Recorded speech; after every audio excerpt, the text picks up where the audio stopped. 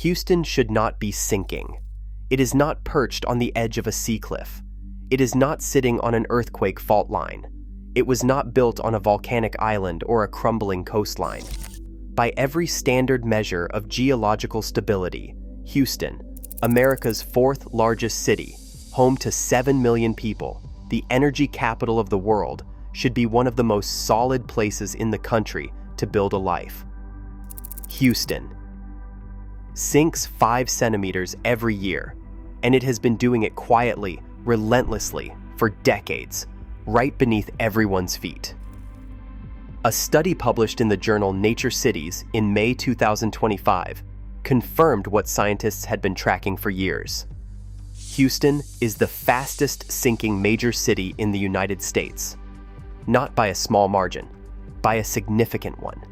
More than 42% of the city is actively subsiding, dropping, right now, every single day. Some neighborhoods are sinking faster than 10 millimeters every year. And in certain suburbs, the ground has been measured, dropping more than 3 centimeters annually.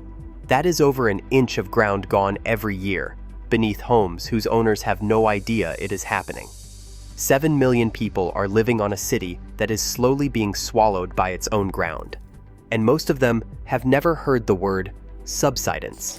So what is pulling Houston underground? And is there any way to stop it? Subsidence. That is the word at the center of this story. In plain language, subsidence means the ground is sinking. Not because of an earthquake, not because of a sudden catastrophic event you can see or feel. It is because of something that has been happening invisibly, deep below the city's surface, for more than 100 years.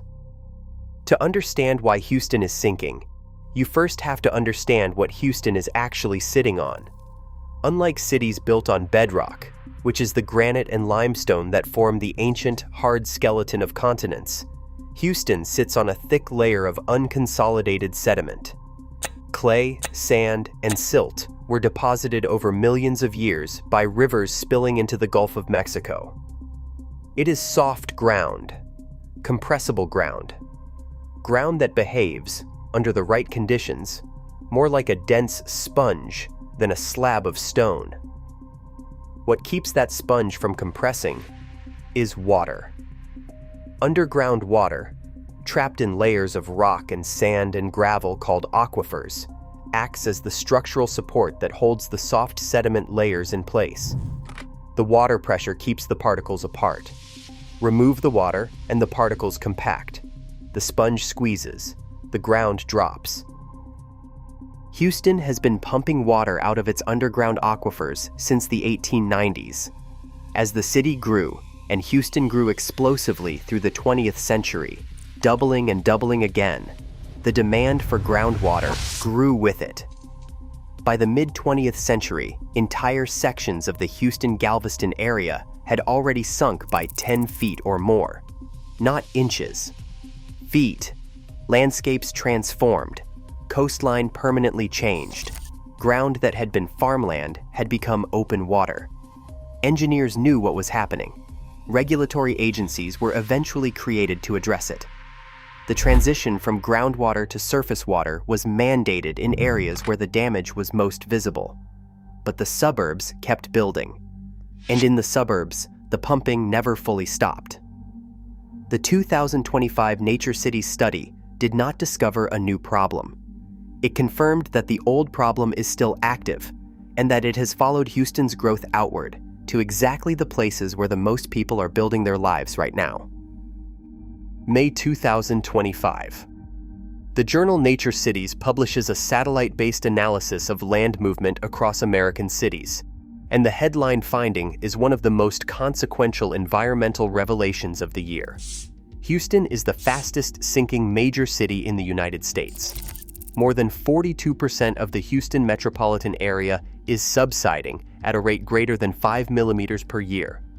That is nearly half the city, actively dropping, not pausing, not stabilizing, but moving downward, continuously, every single day.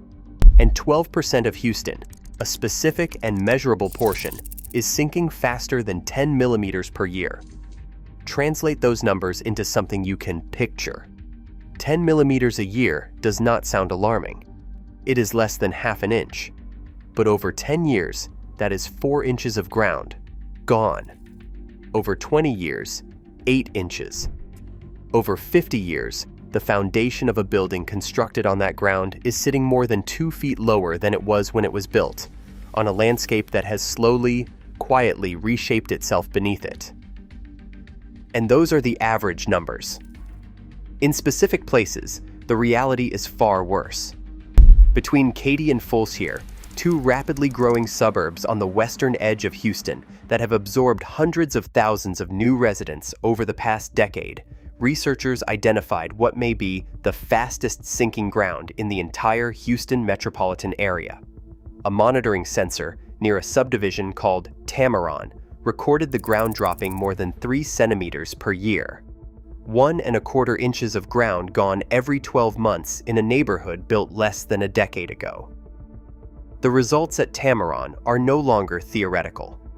A section of the subdivision has been fenced off. Homes that were built recently, not old buildings or neglected properties, but recently constructed houses purchased by families who had no idea, have been condemned. Foundations cracked, walls separated from ceilings, structures declared unsafe for human habitation. These families did not buy houses in a disaster zone. They bought houses in a new suburb. Grass in the yard, fresh paint on the walls, a 30-year mortgage. The ground swallowed them anyway. But here is where the story gets truly insane, because what is happening at Tamaron is only the visible surface of a problem that goes hundreds of feet deep. 1891. That is the year the first major groundwater well was drilled into the Chickett Aquifer beneath Houston, tapping into a water system that had been accumulating undisturbed for thousands of years. At the time, the Chickett Aquifer must have seemed inexhaustible. An enormous underground reservoir of clean fresh water, filtered through layers of ancient sand and gravel, sitting right beneath a rapidly growing city. You drilled a hole, installed a pump, and clean water came up. No treatment required, no complicated infrastructure, just water rising from the earth. What nobody thought to ask, because nobody had reason to ask yet, was what happened to the earth when you removed the water. The Chickett Aquifer is not a cave. It is not an underground lake with solid walls and a ceiling and an empty space in the middle where water pools. It is a matrix of sand and gravel and clay particles, saturated with water, held in its current shape by the pressure of that water pressing outward against the particles from every direction. The water is not just stored in the aquifer. It is the structural element that keeps the entire system from compressing under the weight of everything above it. When you pump water out of a sedimentary aquifer, the pressure drops. The particles that were held apart by that pressure begin to compact, slowly, year by year. The sand layers drain relatively quickly. The clay layers hold their water tightly and release it over years and decades. But they compact too. And when clay compacts, it does not come back. Irreversible. That word is the one that keeps geologists up at night. You can stop pumping groundwater. You can even inject water back into the aquifer to recharge it. But the clay layers that have already compacted do not re-expand. The ground does not come back up. Whatever has sunk permanently. By the mid-20th century, Houston was sitting on layer after layer of compacted clay that had been quietly draining since 1891. The debt had been accumulating for 60 years, and it was about to get significantly larger. 1930. The East Texas oil field roars to life, the largest oil discovery in the lower 48 states at that point in history, and Houston is transformed from a regional port town into one of the most economically powerful cities in the world. The petroleum industry built the Houston skyline. It funded the universities, the hospitals, the cultural institutions. It created the wealth that drew millions of people to a Gulf Coast city in a subtropical climate that, by any rational geographic measure, should never have grown this large. it also helped sink the ground. Oil and gas extraction works on the same principle as groundwater extraction. Underground oil and gas are held in porous rock formations under pressure. When you drill down and begin pumping, you remove the pressurized fluid, and the formation above it begins to compact. In some geological settings, the compaction is minimal because hard, consolidated rock does not compress significantly. In the Houston-Galveston Basin, where the sedimentary layers are soft and unconsolidated, the compaction is not minimal at all. For much of the 20th century, Houston was being drained twice. Groundwater was being pulled from the Chicote Aquifer to supply a growing city, and oil and gas were being extracted from formations throughout the region. Both processes ran simultaneously, and both removed the structural support from beneath one of America's largest and most densely populated urban areas. The most dramatic result of this double drainage is not downtown Houston. It is Baytown, about 25 miles to the east. Between 1906 and 1978, the land around Baytown subsided by more than 10 feet. 10 feet of ground, permanently gone, in 72 years. What had been productive coastal farmland became open water. Industrial infrastructure had to be raised or relocated at massive cost. The Houston Ship Channel, the economic artery of the entire Gulf Coast, required constant dredging and infrastructure investment just to stay operational as the banks on either side of it slowly sank below the waterline. 10 feet. Not erosion, not flooding. The ground compressed itself 10 feet downward and stayed there. By the 1970s, the evidence was undeniable. The city had to make a change, and it did, but only partway. 1975. The Texas legislature creates the Harris-Galveston Subsidence District, a regulatory body with a single mandate: to slow the sinking and, over time, stop it. The solution was straightforward in principle. If groundwater extraction was causing the subsidence, the answer was to stop extracting groundwater and switch to surface water, water sourced from rivers, lakes, and reservoirs on the surface, rather than pumped from underground aquifers. The subsidence district was authorized to issue permits, set pumping limits, and enforce a timeline for converting water utilities from underground to surface sources. In the areas where this mandate was actually applied, it worked. Downtown Houston, the inner loop, the industrial zones along the Ship Channel, these parts of the city largely completed their transition to surface water by the 1990s. Monitoring stations in these areas recorded a significant and measurable slowdown in subsidence rates. In some locations, near stabilization. A genuine, demonstrable engineering success. Proof of concept. But here is what the success story conceals. The subsidence district's jurisdiction covered Harris County and Galveston County.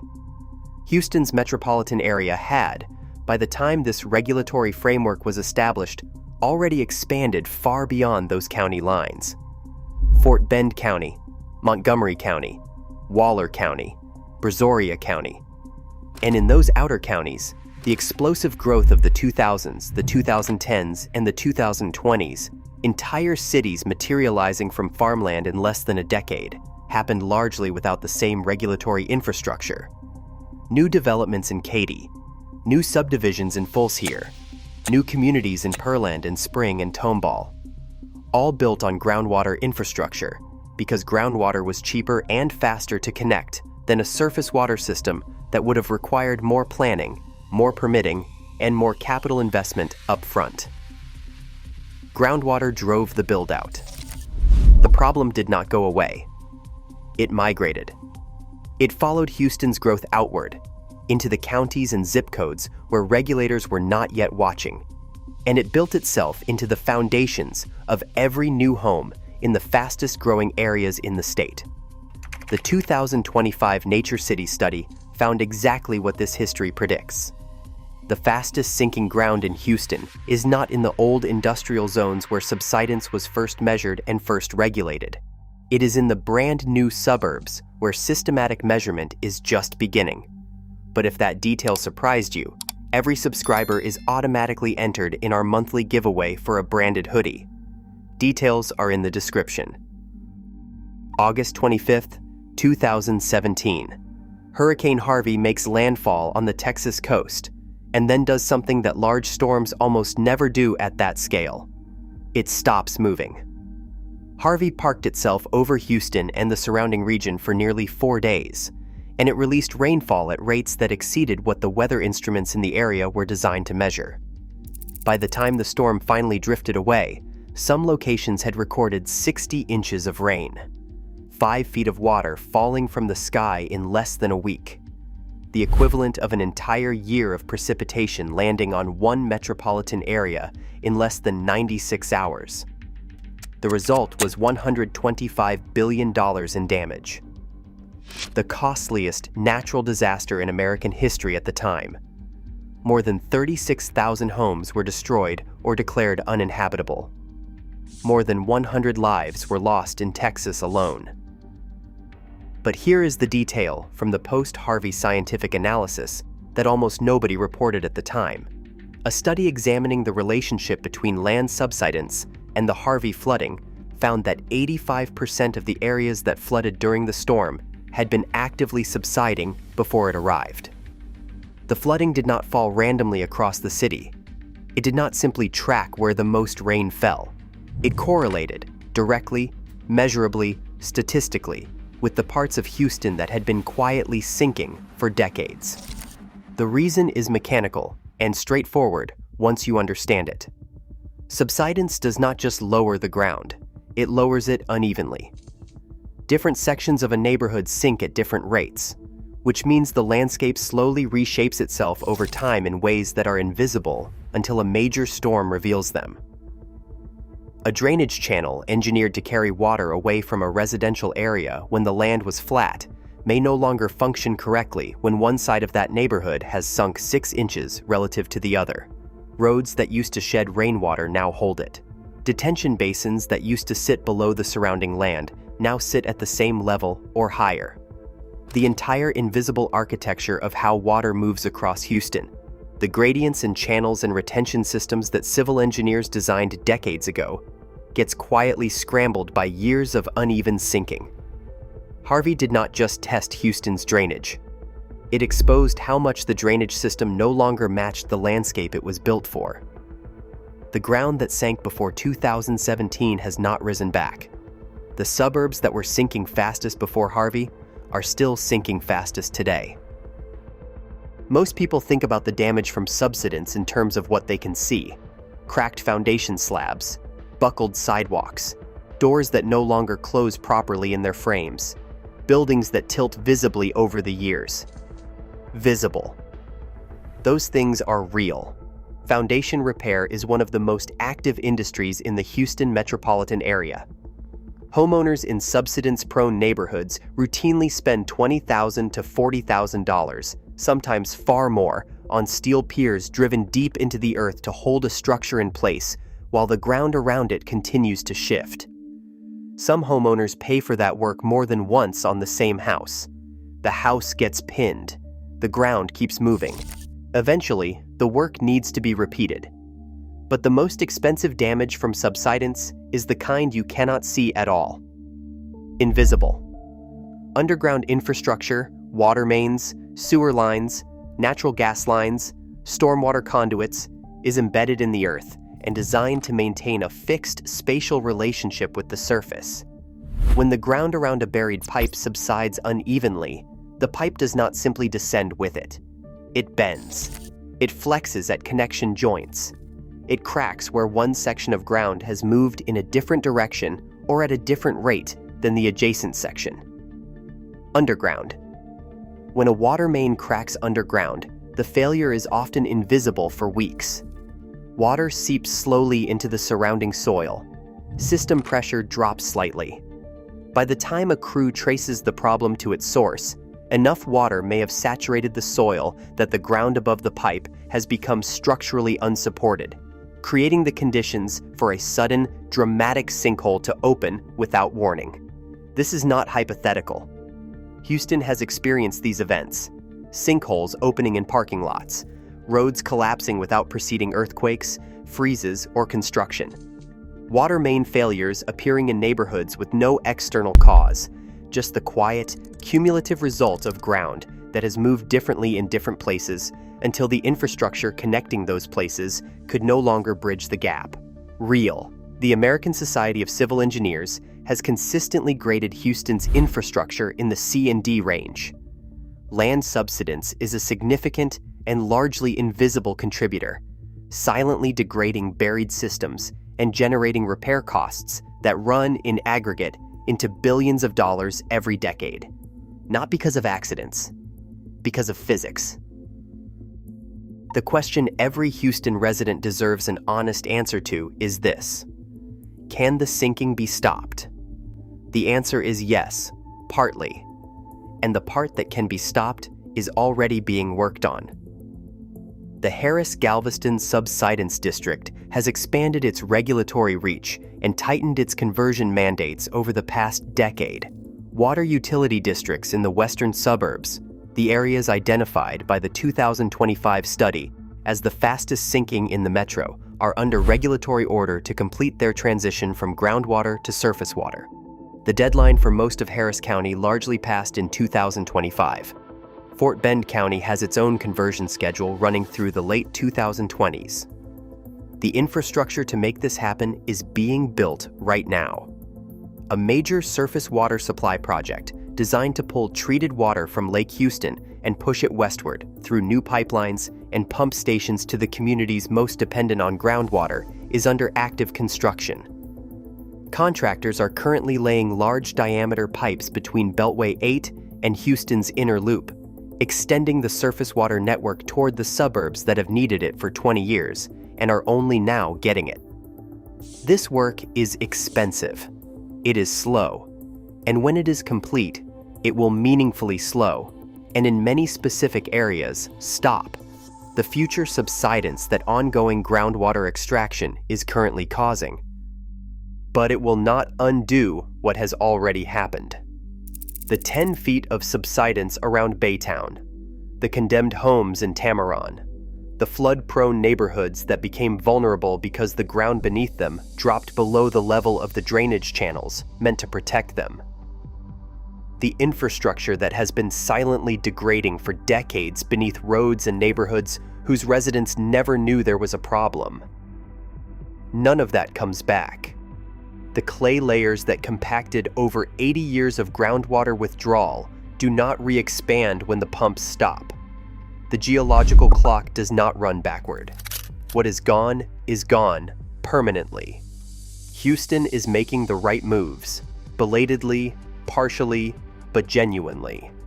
The city being built right now, however, is still being built on ground that is in motion, still compacting, still settling the bill for decisions made before most of its current residents were born. Here is what the story of Houston's sinking ground actually is. It is not a story about failure. It is not a story about ignorance or recklessness, although there was some of both across the past century. It is a story about the oldest bargain in human civilization. We take something from the earth to build something of our own. We remove the water to build the city. We extract the oil and gas to power the economy. And for a while, sometimes a long while, sometimes long enough that the terms of the original deal become invisible, it works. The city grows. The population multiplies. The economy thrives. And then the earth, slowly and steadily, sends the bill. Houston exists because of what is beneath it. The oil that made it the energy capital of the world. The groundwater that made it possible to sustain millions of people in a Gulf Coast climate. The soft, workable land that made it possible to build a port that ocean-going ships could reach from the Gulf. All of those gifts came with terms that were never fully read. The question now is not whether mistakes were made. they were. The question is, what kind of city Houston chooses to be going forward? Because the decisions being made right now about where to build new neighborhoods, what infrastructure standards to require, how to enforce groundwater conversion timelines before the next major flood event exposes how much has been lost, will determine whether 7 million people are living in a city that has genuinely learned from its past, or a city cycling toward a more expensive version of the same lesson. The scientists publishing in Nature Cities are doing necessary work. The engineers building the surface water pipeline are doing necessary work. The regulators enforcing subsidence rules against the constant pressure of development interests are doing necessary work. What all of that ultimately requires is a public that understands what is happening beneath the city they live in. Not panic, understanding. Because a city that understands the ground it stands on makes better decisions about where its growth should go, how its infrastructure should be built, and what its future is willing to cost. Houston is still here, still growing, still one of the most economically vital metropolitan areas on the planet. That is real, and it is worth protecting. The ground will keep settling for years even after the pumping stops. That is physics, not pessimism. But physics also says that what happens above the ground is still entirely up to the people who live there. And if stories like this remind you that the unexpected can arrive without warning, grab your free disaster preparedness toolkit. The link is in the description. Houston is not sinking because it gave up. It is sinking because it built bigger than it understood. The work now is to understand what is underneath it before the next storm reveals it for everyone, all at once, in the worst possible way.